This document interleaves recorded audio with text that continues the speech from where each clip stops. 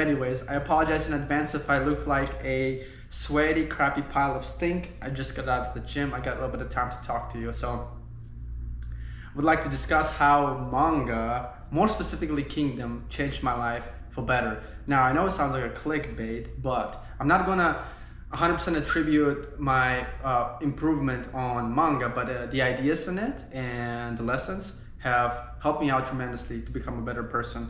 So let me paint you a picture of, let's just go back in time to 2019, 2020 time frame. I was a very nerdy kid, weighing 130 pounds or so. Anybody with a flick of a finger could knock me out, do some permanent damage. Basically typical nerdy, playing video games, slouch, hunchback, blah, blah, blah. Just the stereotypical. And before I progress into the story, I'm not looking down on those type of people, on normality, but it's just that I know in a sense I'm projecting what I was in the past, and that's why I come off as I hate on it, but I'm not looking down on anybody who's going through that period right now, okay? We got plenty of time to change.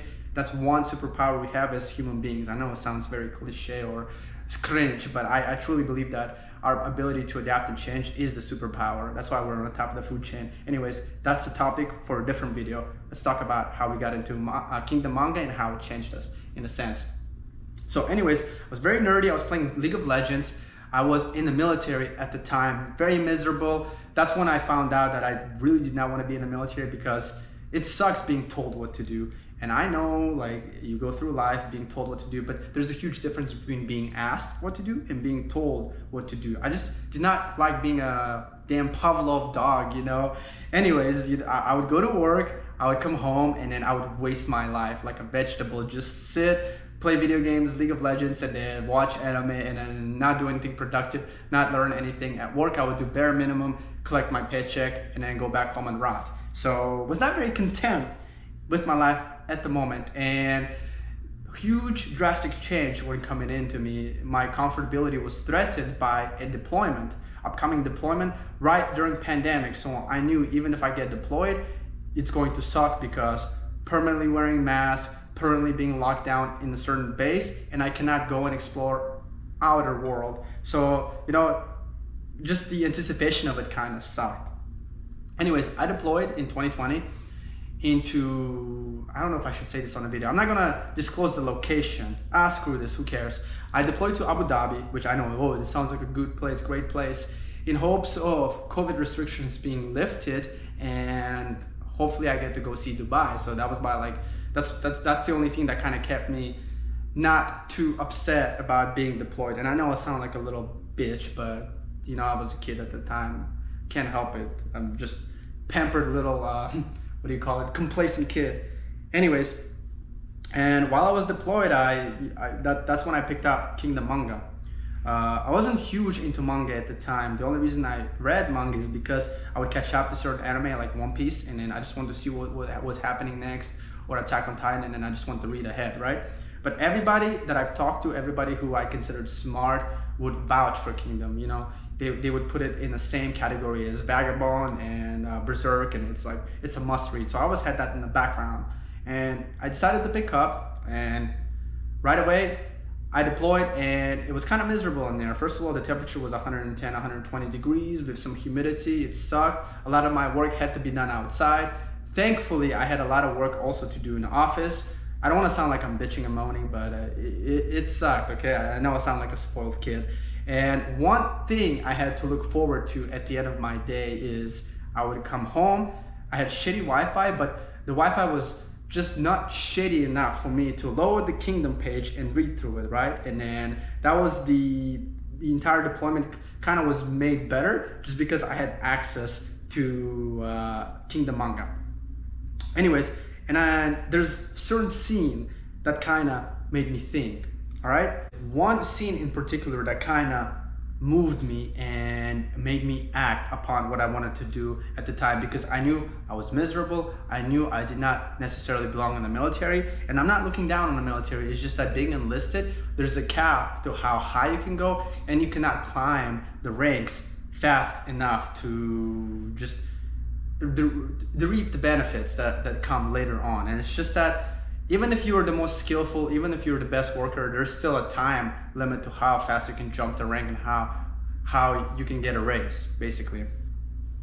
Anyway, so I knew I was going to get out of the military eventually, but I was too scared to get out, and I needed some sort of motivation, some sort of nudge to get me out, and this is where Kingdom comes in. So I was reading Kingdom, and then there's one scene in particular. This is no spoilers or minimal spoilers, but I'm not going to give you the entire context of what's going on. I'll just give you a certain character development pivotal point that kind of resonated with me, and I had a lot of tears in my eyes at the time while reading this. So anyways, here's the picture, and for those of you who read the Kingdom, you know what I'm talking about. So the main character is fighting day and night to protect certain something, and he's fighting so hard that his consciousness is fading away. He's expending every ounce of his energy to try to fight off the enemy, to the point where he just passes out, right? Passed out, but he's continuously swinging the sword. And here's the thing that hit me, is that he's passed out, he's swinging the sword, and the fight is over. Now, his own man tried to calm him down, and in the story it is established that he views his men as like brethren. They're in his unit, they're his, they're almost like his brothers, and he's still like swinging a sword at them because he's unconscious, because he's purely driven by his animalistic or primal instinct to achieve a certain goal. And it took a while, it took his best brotherly figure to calm him down and wake him up from that, swinging sword. And then that's what kind of, as I was reading it, I started crying, and I was like, wow, I wish I had a goal to where I could, be literally, doesn't matter what happens, it doesn't matter how much sleep I get, I want to be at least half as committed as this fictional character to that goal. And like metaphorically speaking, even if my arms are gone, even if my legs are gone, I just want to crawl towards that goal with my teeth or whatever it takes.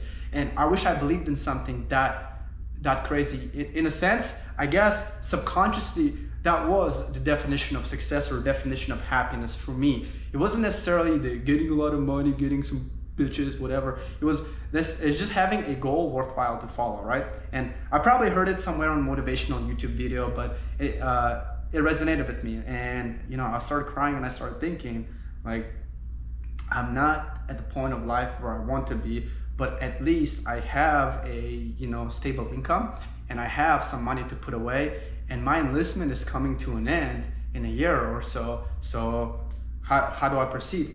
When you have a stable job, especially in the military, you get indoctrinated into this comfortability or complacency to where if it makes you think, or it's very difficult for you to transition out, because how am I going to pay for my bills? What about my medical expenses? Blah, blah, blah. And at the time, I was just not experienced enough to know the world outside. And also, one thing that I would like to preface is that my entire life, I grew up being told what to do. When I was younger, before I came to America, I grew up in an orphanage.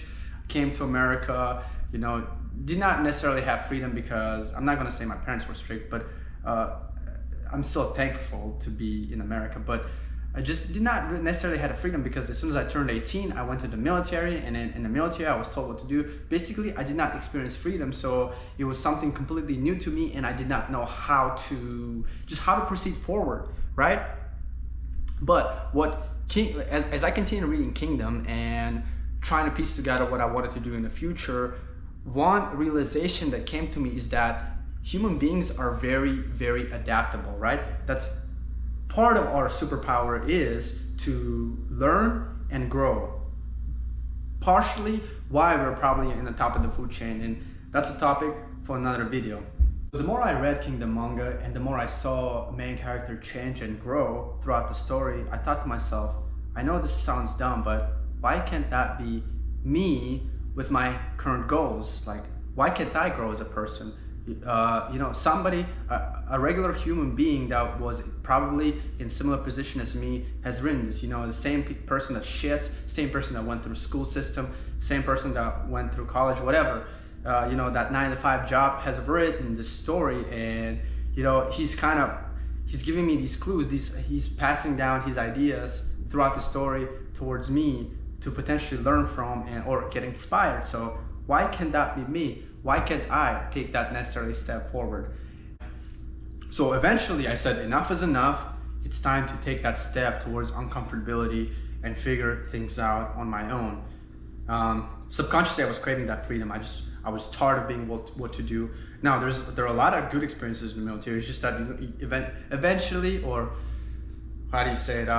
Every now and then, you'll have those bad apples that you just do not want to experience anything with or anything to do. Even if you have a regular job, you're gonna have that boss, you know.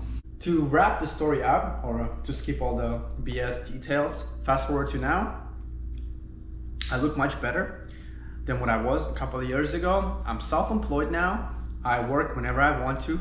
I go to amazing accredited school. I'm pursuing a very, very good degree, very prestigious, very useful degree, and I'm very content. I've made a lot of new friends. I'm happy. Yes, financially, I do struggle every now and then, but it's that, you know, I quit video games. I limited my social media use. I don't watch anime as much. I don't read manga as much. I'm purely focused on what I want to achieve, and I would like to partially thank Kingdom Manga, and I forgot the guy that wrote it, but the author of Kingdom Manga. My goal is to eventually become so rich that I can go back to Japan. Yes, I say back because I've spent a couple of years in Japan. Very lucky. Another story for another video.